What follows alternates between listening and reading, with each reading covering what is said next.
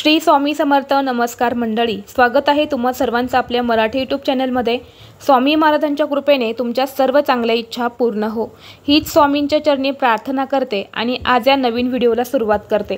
उद्या आहे 8 एप्रिल, वार सोमवार आणि उद्याच्या दिवशी आलेली आहे सोमवती अमावस्या. जी अमावस्या सोमवारच्या दिवशी येते त्या अमावस्येला सोमवती अमावस्या असं म्हटलं जातं. सोमवती अमावस्या ही सर्व अमावस्यांमध्ये सर्वश्रेष्ठ अमावस्या मानली जाते. त्याचबरोबर मराठी कॅलेंडरनुसार ही सोमवती अमावस्या वर्षातील शेवटची अमावस्या मानली जाते आणि गुढीपाडव्यापासून नवीन वर्षाला सुरुवात होते.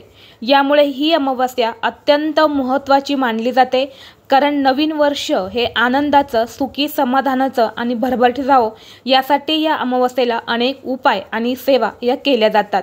आजच्या व्हिडिओमध्ये मी तुम्हाला एक अतिशय प्रभावी असा उपाय सांगणार आहे. आपल्याला उद्या सकाळी अंघोळीच्या पाण्यामध्ये अशी एक वस्तू ही टाकायची आहेत.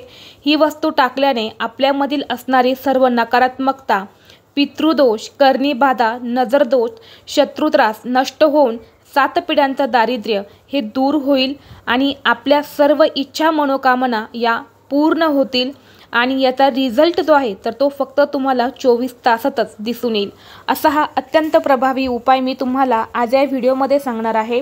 त्यामुळे तुम्ही व्हिडिओ शेवटपर्यंत नक्की पहा. चॅनलवरती नवीन असाल तर सबस्क्राईब करा आणि असेच माहितीपूर्ण व्हिडिओ पाहण्यासाठी बेल आयकॉनला प्रेस करा, म्हणजे जेव्हा कधी मी नवीन व्हिडिओ अपलोड करेल त्याचं नोटिफिकेशन सर्वात अगोदर तुम्हाला मिळेल आणि तुम्ही एक पण व्हिडिओ मिस करणार नाही. तर पहा, अमावस्येच्या दिवशी दानाला आणि स्नानाला अनन्यसाधारण महत्त्व दिलं जातं. या दिवशी पवित्र गंगेवरती स्नान करून आपल्या इच्छाशक्तीनुसार काही दान जर आपण केलं तर आपले पितृ हे आपल्यावरती प्रसन्न होतात, आपल्या सर्व इच्छा मनोकामना पूर्ण होतात आणि आपल्या पितरांचे आपल्याला भरभरून असे आशीर्वाद हे मिळत असतात. यामुळे या दिवशी स्नानाला विशेष महत्त्व आहे. म्हणून या अमावस्येच्या दिवशी ब्रह्ममुहूर्तावरती उठून बरेच लोक पवित्र गंगेमध्ये जाऊन स्नान करतात. परंतु आता सर्वांनाच पवित्र गंगेमध्ये जाऊन स्नान करणं शक्य नसतं. अशावेळी आपण जर घरच्या घरीच अंघोळीच्या पाण्यात काही वस्तू टाकून हे स्नान केलं तर आपल्याला पवित्र गंगेवरती स्नान केलं इतकं पुण्य मिळत असतं आणि सोबतच सर्व दोष अडचणी या देखील दूर होतात. अमावस्या म्हटलं की बरेच जण खूप घाबरतात, परंतु खरं तर अमावस्या हा दिवस वाईट नसून अत्यंत महत्त्वाचा दिवस मानला जातो.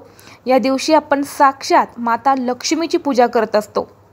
यामुळे हा दिवस वाईट नसून हा दिवस खूप चांगला मानला जातो.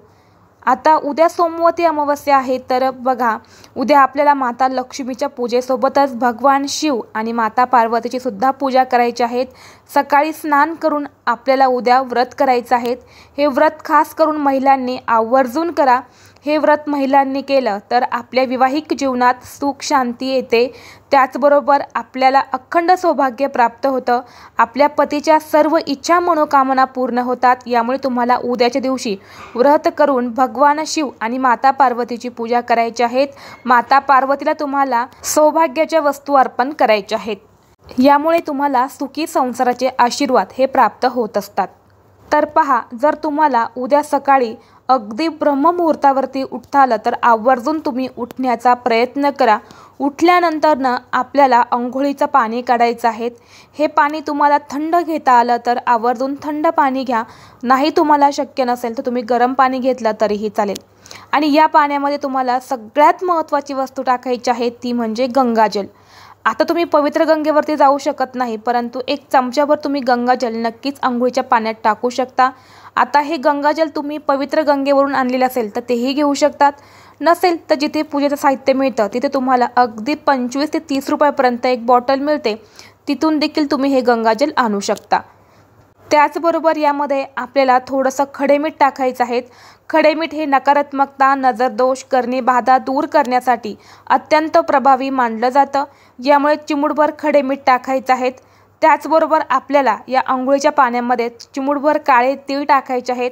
काळे तीळ टाकून आपण जर अमावस्येला स्नान केलं तर आपल्याला कितीही प्रखर पितृदोष लागलेला असेल तो पितृदोष दूर होतो. यामुळे जीवनातील सगळ्या अडचणी दूर होतात. त्याचबरोबर आपल्याला एक तुळशीचं पानसुद्धा या अंघोळीच्या पाण्यात टाकायचं आहे. तुळशीपत्र हे अंघोळीच्या पाण्यात टाकून जर स्नान केलं तर माता लक्ष्मीची कृपा आपल्यावरती होत असते। यामुळे तुळशीची काडी किंवा एक पान जे आहे तर ते आपल्याला अंघोळीच्या पाण्यात टाकायचं आहे। यामुळे आपलं शरीर देखील शुद्धीकरण होतं, आपण केलेली सगळी वाईट कर्म आणि पापांचा नाश होतो आणि सोबतच दारिद्र्यसुद्धा दूर होत असतं। आणि यानंतर या पाण्याने आपल्याला स्नान करायचं आहे। हे स्नान करताना आपल्याला डोक्यावरून स्नान करायचं आहे। बरेच जण अंघोळ करताना कोणी गुडघ्यावरती किंवा डायरेक्ट डोक्यावरती पाणी ओततात, परंतु आपल्याला हे स्नान करताना सर्वप्रथम उजव्या खांद्यावरती पाणी घ्यायचं, नंतर डाव्या खांद्यावरती पाणी घ्यायचं, यानंतर डोक्यावरून तुम्हाला हे स्नान करायचं आहे। हे स्नान करत असताना तुम्हाला हर हर गंगे या मंत्राचा जप करत तुम्हाला हे स्नान करायचं आहे। स्नान करून झाल्यानंतर तुम्हाला उद्याच्या दिवशी शिवमंदिरामध्ये आवर्जून जायचं आहे। शिवमंदिरामध्ये तुम्हाला एक तांब्याचा कलश भरून न्यायचा आहे। त्या कलशामध्ये थोडेसे कच्चं दूध आणि काळे तीळ टाकून तुम्हाला शिवलिंगावरती हे जल अर्पण करायचं आहे। कारण ही सोमवती अमावस्या आहे आणि सोमवती अमावस्येच्या दिवशी भगवान शिव आणि माता पार्वतीची पूजा करायला विशेष महत्त्व दिलं जातं। यामुळे आवर्जून आपल्याला शिवलिंगावरती हे जल अर्पण करायचं आहे। जर तुम्हाला मंदिरात जाणं शक्य नसेल तर तुम्ही तुमच्या देवघरामध्ये शिवलिंग असेल तर ते शिवलिंग ताम्हणामध्ये घेऊन त्यावरती सुद्धा तुम्ही हे जल अर्पण करू शकता। त्याचबरोबर आपल्याला थोडेसे काळे तीळ आणि पांढरे तांदूळ जे आहेत तर ते सुद्धा दान करायचे आहेत। हे दान केल्याने आपले पितृ आपल्यावरती प्रसन्न होतात आणि आपल्याला सुखी संसाराचे आशीर्वाद प्राप्त होत असतात। तर अशा पद्धतीने उद्या आपल्याला हा उपाय करायचा आहे। व्हिडिओ तुम्हाला आवडला असेल तर लाईक करा, चॅनलवरती नवीन असाल तर सबस्क्राईब करा आणि हा व्हिडिओ आपल्या मित्रपरिवारासोबत शेअर करा। चला तर मग भेटू असंच पुढल्या एका नवीन व्हिडिओमध्ये। तोपर्यंत सर्वांना श्री स्वामी समर्थ।